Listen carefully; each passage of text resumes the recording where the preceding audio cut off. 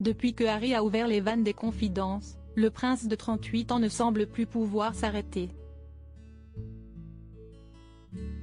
Famille royale, enfance, perte de virginité, rencontre avec Meghan, organisation du mariage, décision de quitter la monarchie, tensions et règlements et de comptes. Tous les éléments de la vie du duc de Sussex sont passés au crible. Il y a d'abord eu le documentaire Netflix Harry et Meghan en guise de mise en appétit en décembre.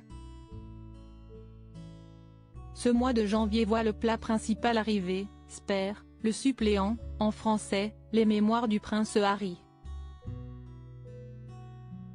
Autant dire qu'un terme de croustillant, les convives sont bel et bien servis. Et à déballer autant de secrets, de confidences et d'expériences, difficile de ne pas avoir de retour de bâton. Si est-il ce qui semble arriver au mari de Meghan Markle. En plein marathon promo de son livre, le prince Harry, débarquant pour l'enregistrement de The Late Show aux États-Unis, était suivi de près par un garde du corps, l'arme à feu bien en évidence comme le prouvent des clichés publiés par le Daily Mail. La sécurité de Harry est-elle en danger? Le principal intéressé ne semble vouloir prendre aucun risque après qu'il a avoué avoir tué 25 talibans lors de ses missions en Afghanistan. Des figures locales envisagent de l'attaquer en justice. Non seulement nous demandons qu'il soit poursuivi en justice par une cour internationale, mais nous demandons aussi que la communauté internationale le punisse le plus rapidement possible, ont-elles confié à Sky News.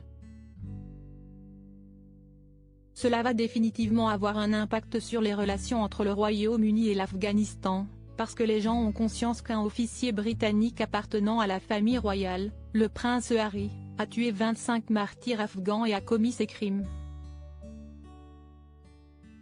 Nous tirons quand il le faut. Lors d'une interview en prévision de la sortie de son livre Le Suppléant, le prince Harry était entré plus en détail sur ces quelques semaines passées au combat. Nous tirons quand il le faut, prendre une vie pour sauver une vie.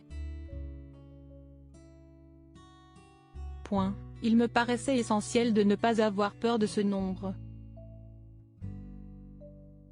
Donc le nombre pour moi c'est 25. Ce n'est pas un chiffre qui me remplit de satisfaction, ni qui m'embarrasse. Il poursuivait, il est impossible de tuer une cible si on la considère comme une personne. Point. Je m'étais fixé comme objectif, dès le premier jour, de ne jamais me coucher avec des doutes sur le fait que j'avais fait ce qu'il fallait, que j'avais tiré sur des talibans et uniquement sur des talibans, sans civils à proximité. Des propos qui ont provoqué la colère de nombreuses personnes.